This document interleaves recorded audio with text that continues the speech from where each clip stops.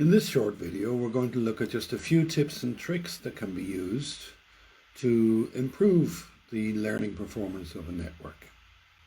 And here we're just dipping our toes into what is a realm of craft rather than science. For any given problem, there's no obvious logical way to fit a model to data. And it's only with the fitting that we're concerned here. The question of the sanity of the data is an entirely different question. There are a few well-known hacks that make this better or can speed up training. And we have a few of them available to us in the little simulator we'll be using. Not an awful lot, it must be said, but it's good to get a feel for the trial and error nature of network training. And we've noted before, for example, that when you train a network and it succeeds in learning your function, you have to go and re-randomize your initial weights and check it. You can do it again, that you didn't get a fluke. That's an example of trial and error. So one little trick that has been found to be very, very useful adds a small change to the weight update rule. Now the weight update rule shown at the bottom says that the change in a given weight ij, should be a negative sign in front of that, is the learning rate multiplied by the generalized error term multiplied by the activation of the feeding unit. We've met all those terms. But there we've added some more on the right hand side. And what this does is it adds in the weight change that was suggested on the last pattern present, the last time through the algorithm. So this means that we don't calculate our weight change based only on the pattern we just saw, but we include the previous weight change that we made as well. What this generally means, and this is a matter of luck and chance as well as anything else, is that if we're proceeding downhill on the error surface reasonably well, then we pick up speed and we sort of leap, take larger steps. If you can imagine the error surface shown from above on the two plots here, on the one on the left, we take small steps down the gradient, but each time we step over, as it were, the point of minimum curvature, and we end up zigzagging back and forth and taking a long time to reach the minimum. On the right hand side, when we add momentum, you can see that the trajectory gradually emphasizes the curvature of the surface, and we arrive at the bottom of the error function more rapidly. So the momentum term m is just a small number, 0.1, 0.2, multiplied by the previous weight change, and we add that to our weight change, so that if we're going in the right direction, if things are going well, then we can afford to take larger steps. If, on the other hand, this results in a disimprovement, then it will be self-correcting. We will only carry on being influenced by prior values to the extent that that has moved us closer to the minimum of the error surface. So momentum is one parameter that you can play around with when you're training your networks. Another one is to influence the step size directly. And we do this by setting the learning rate. The learning rate is shown there using eta. We can set this directly in our simulator, and if we set it to a very small value, the weight changes will be very small, and it may take a large number of epochs to get to our solution, but we're trading softly and safely. If we set the learning rate too high, we may find that learning becomes unstable, and even after a stage of initial progress, we may find ourselves disimproving rather quickly.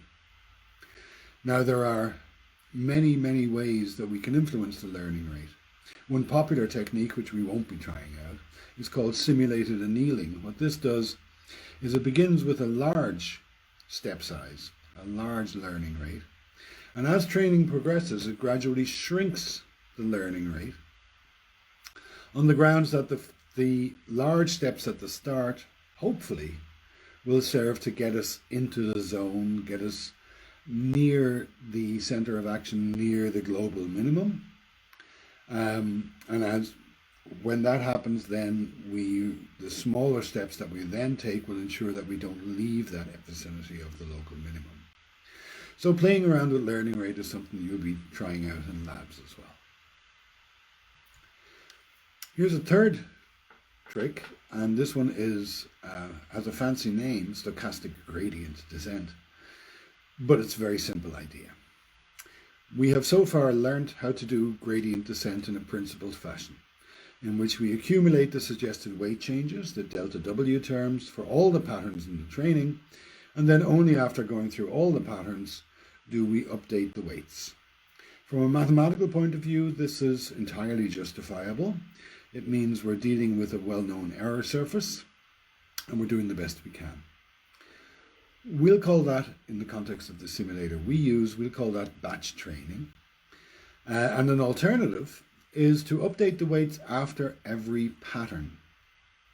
Now what this does, in effect, is it makes the error surface more poorly defined. Every time we change a weight in the network, we've modified the network.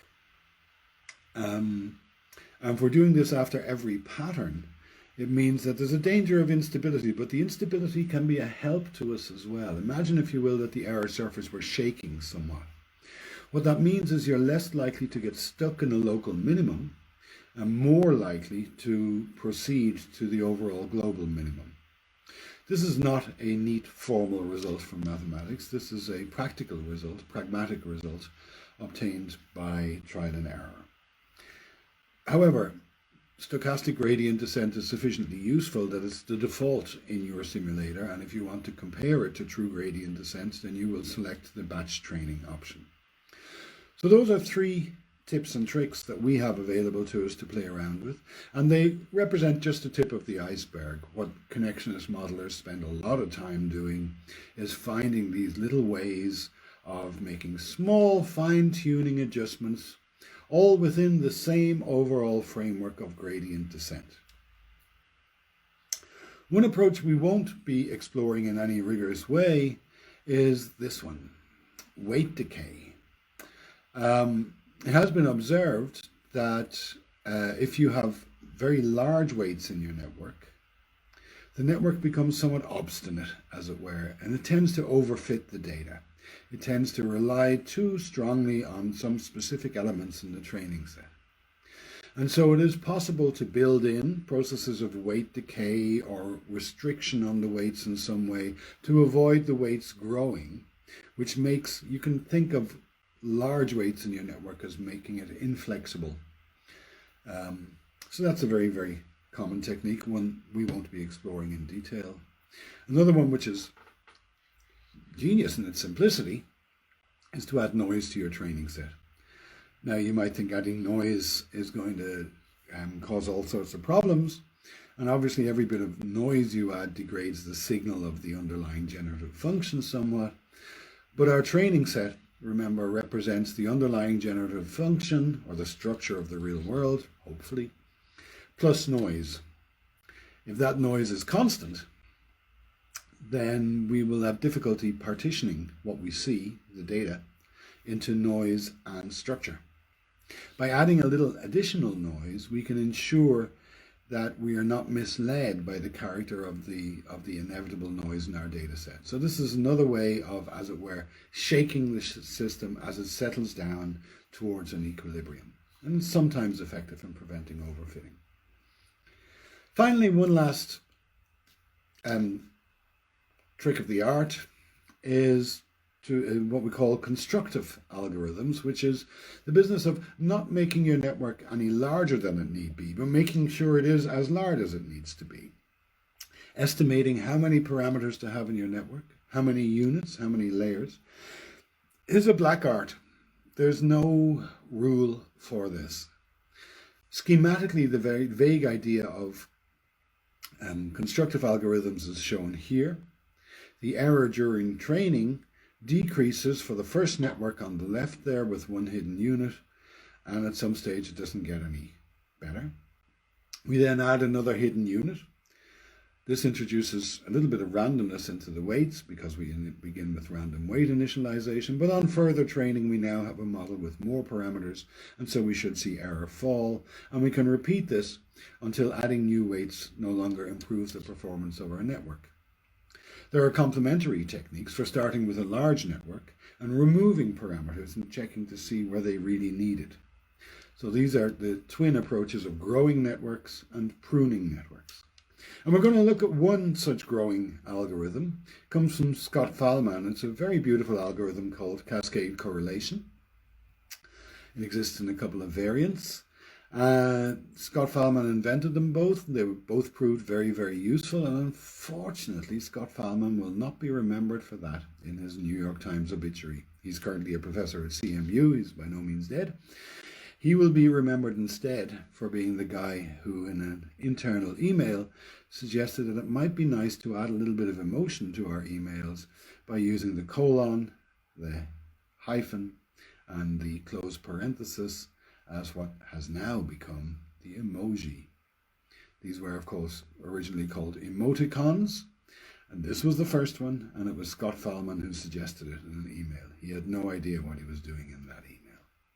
But it's not to the emoticon or emoji that we're going to turn now, but to cascade correlation. What I'm showing here is how we develop gradually a set of units which lie between the input units and the output units. So for simplicity's sake, I'm assuming there's only one input unit and one output unit. You can imagine that as being rather more complex. We start off with just direct connections between the input units and the output units. This is not going to be a very powerful network, but we train those weights until the error no longer drops any further. And at that point, we stop training, freeze all those weights, and add a new unit which is connected only to the input. So it's not going to influence the network output in any way. We now carry on presenting patterns to the network, and we adjust the weights to the new unit, despite the fact that they're not influencing the output. We adjust them so that they are maximally correlated with the remaining error that we see at the output. Having done that, then at some point we freeze those weights from the input to the new unit. Then we connect the new unit to the output. And we've already ensured that this output unit is correlated with the error that we observe at the output units. And so we now retrain all the weights that contribute to the output. And we can repeat this process indefinitely, as shown in stages 4 and 5 there. We end up with a somewhat unwieldy network architecture in which the hidden units don't form a single clear layer, but rather have these multiple connections. But it's very, very clever, because what it means is that every time we add new resources to our model, we ensure that before we allow these new resources to affect the output, that they have been tuned so that they are highly correlated with the remaining error, that they can be as useful as they can be given our understanding of the problem. So those are just a few tips and tricks, ways that we vary the general structure of backpropagation training and the business of model fitting in machine learning more generally.